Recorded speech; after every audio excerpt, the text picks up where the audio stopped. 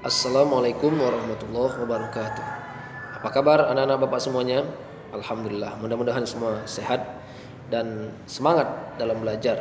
Ya, hari ini kita akan belajar sejarah kebudayaan Islam. Baik anak Bapak yang Bapak cintai karena Allah. Minggu lalu kita sudah membahas bagaimana perjuangan para sahabat Nabi Muhammad dalam memegang ajaran Islam, dalam membantu Rasul dalam berdakwah. Nah, kita sudah membahas 3 sahabat ya minggu lalu. Istri Nabi Muhammad, Khadijah. Kemudian ada Abu Bakar As-Siddiq, sahabat Rasul. Ada juga anak Rasul, dan juga ada juga Ibnu Mas'ud ya. Hari ini kita akan bahas 3 lagi sahabat Nabi Muhammad. Nah, Bapak harapkan pelajaran hari ini kalian bisa mengambil ibroh atau pelajaran dari kisah sahabat-sahabat Rasul ini. Baik, yang pertama kita akan bahas tentang keluarga Sumayyah. Ya, silakan buka bukunya halaman 11, di sana ada tentang keluarga Sumayyah. Siapa keluarga Sumayyah ini? Keluarga Sumayyah adalah keluarga budak ya. Sumayyah ibunya, kemudian dia punya seorang suami namanya Yasir dan anak bernama Ammar. Mereka semua adalah budak. Nah, siapa majikannya? Majikannya adalah Abu Jahal. Abu Jahal tuan mereka. Nah, karena Abu Jahal tuan mereka, maka Abu Jahal ini semena-mena terhadap budaknya ini. Apalagi ketika Abu Jahal tahu bahwa ketiga budaknya ini, keluarga Sumayyah ini masuk Islam, maka Abu Jahal marah, murka, sehingga mereka disiksa. Mereka tidak diberi makan dalam beberapa hari, sampai akhirnya mereka lemas dan lemah. Ayahnya atau suaminya Sumayyah yang sudah tua juga usianya, akhirnya karena tidak diberi makan dia lemah, lemas, akhirnya dia pun meninggal dunia. Kemudian Sumayyah dipaksa juga untuk keluar dari Islam, disiksa dengan berbagai siksaan, hingga akhirnya Sumayyah pun dibunuh oleh Abu Jahal dan orang-orang kafir yang lain. Nah, Ammar anaknya menyaksikan bagaimana kedua orang tuanya meninggal di hadapannya. Maka begitu sedihnya lah si Ammar melihat Sumayyah ibunya meninggal, ayah juga meninggal.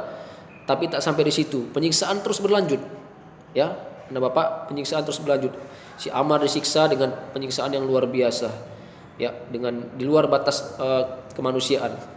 Hingga akhirnya karena Ammar tidak tahan dengan penyiksaan Abu Jahal dan orang kafir, maka Ammar pun keluar dari Islam, ya. Karena Ammar dipaksa keluar dari Islam oleh Abu Jahal. Akhirnya karena nggak tahan, Ammar pun keluar dari Islam, walaupun hatinya itu tidak sepenuhnya keluar. Maka karena si Ammar sudah keluar dari Islam, Abu Jahal pun melepaskan si Ammar. Nah, setelah Ammar sudah lepas, dia pun langsung menemui Rasulullah. Dia menghadap pada Rasulullah dengan penuh penyesalan, dengan rasa sedih, dan meminta ampun kepada Rasul dan Allah. Kemudian dalam hal ini turunlah surah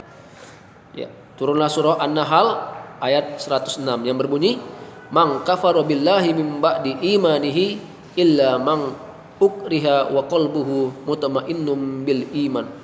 Nah, kata Allah dalam Al-Qur'an surah An-Nahl 106 tadi, barang siapa yang kafir kepada Allah setelah dia beriman, dia mendapat kemurkaan Allah. Kecuali, ya, ada kecualinya, kecuali orang yang dipaksa kafir padahal hatinya tetap tenang dalam beriman. Anak Bapak yang Bapak cintai karena Allah, Ammar kondisinya disiksa habis-habisan sehingga dia tidak tahan, tapi hatinya masih beriman. Maka menurut ayat ini si Ammar diampuni oleh Allah Subhanahu wa taala. Nah, ini menjadi pelajaran bagi kita. Walaupun sebenarnya sebisa mungkin kalau kita kuat kita bisa pertahankan iman kita. Kalau dalam kondisi yang darurat kita boleh mengucapkan seperti yang dilakukan Ammar, tapi hati kita tetap beriman.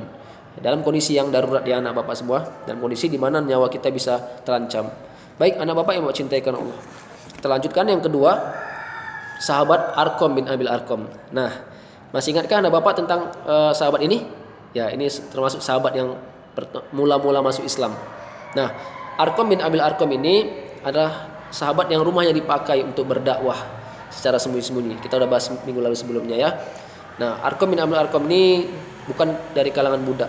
Beliau adalah orang yang merdeka. Beliau termasuk orang yang terpandang di kalangan terpandang juga, artinya tidak seorang budak. Nah, rumahnya dijadikan tempat markas dakwah Nabi Muhammad SAW.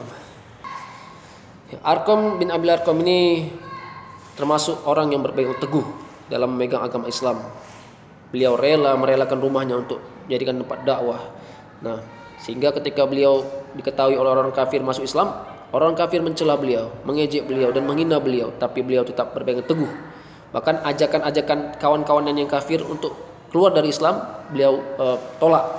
Nah, beliau tetap berpegang teguh untuk memegang agama Islam. Ya, masya Allah ya anak-anak. Bahkan dalam beberapa momen, ya si Arqam ini ikut perjuangan Nabi Muhammad, termasuk hijrahnya Nabi Muhammad ke Madinah, si Arqam juga ikut. Baik anak bapak yang bapak cintai karena Allah. Kemudian selanjutnya yang terakhir yaitu kisah Bilal bin Rabah. Silakan buka halaman 12 ya, paling bawah. Nah, pasti anak bapak pernah mendengar ya Bilal bin Rabah. Beliau adalah sahabat kesayangan Rasul juga. Nah, Bilal bin Rabah ini adalah seorang yang berkulit hitam. Ya, jadi beliau ini tampilannya beliau orang yang kulit hitam seperti orang negro, tapi beliau kulit hitam yang berasal dari Habasyah. Bilal bin Rabah ini dulunya seorang budak. Nah, dia adalah budak. Dia memiliki majikan yang bernama Umayyah. Nah, ketika Umayyah tahu si Bilal ini budaknya ini masuk Islam, Umayyah marah. Umayyah menyiksa Bilal habis-habisan. Bilal diikat tangannya dan kakinya di tengah padang pasir yang sangat panas. Kemudian perutnya ditimpa batu yang sangat besar. Kemudian si Bilal pun dipaksa untuk keluar dari Islam oleh Umayyah. Tapi apa kata Bilal?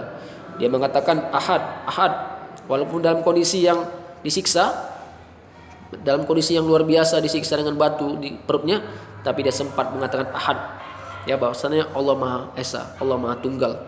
Nah, ketika itu lewatlah Abu Bakar. Abu Bakar As-Siddiq, sahabat Rasul, lewat melihat penyiksaan yang dilakukan oleh Umayyah kepada Bilal. Maka saat itu Abu Bakar langsung membeli si Bilal dengan harga yang mahal. Maka dibelilah Bilal dari tangan Umayyah, dan setelah itu Bilal dibebaskan oleh Abu Bakar. Bilal menjadi orang yang merdeka dan ikut perjuangan Nabi Muhammad di sisi Nabi Muhammad memperjuangkan Islam. Nah, Bilal bin Rabah ini juga dikenal dengan suaranya yang indah sehingga beliau menjadi muazzinnya Rasul, ya, muazzin pertama sekaligus muazzinnya Rasulullah sallallahu alaihi wasallam. Baik anak bapak yang bapak cintai karena Allah. Itulah tadi beberapa kisah sahabat yang berpegang teguh kepada ajaran Islam walaupun berbagai macam penyiksaan, berbagai macam cobaan, tapi tetap berpegang teguh terhadap ajaran Islam. Nah, setelah ini bapak mau kalian cermati, pahami dan ambil kesimpulan pelajaran apa yang bisa kalian ambil dari kisah sahabat-sahabat Rasul tadi. Ya, sebenarnya masih banyak lagi kisah-kisah sahabat Rasul yang lain, para budak ya, dan juga sahabat-sahabat lain yang luar biasa memperjuangkan dakwah Nabi. Tapi pada pelajaran kali ini kita hanya membahas beberapa saja. Ya, demikian anak bapak, sampai di sini dulu. Jika ada yang ingin ditanya, tanyakan di Google Classroom ya. Ya, assalamualaikum warahmatullahi wabarakatuh.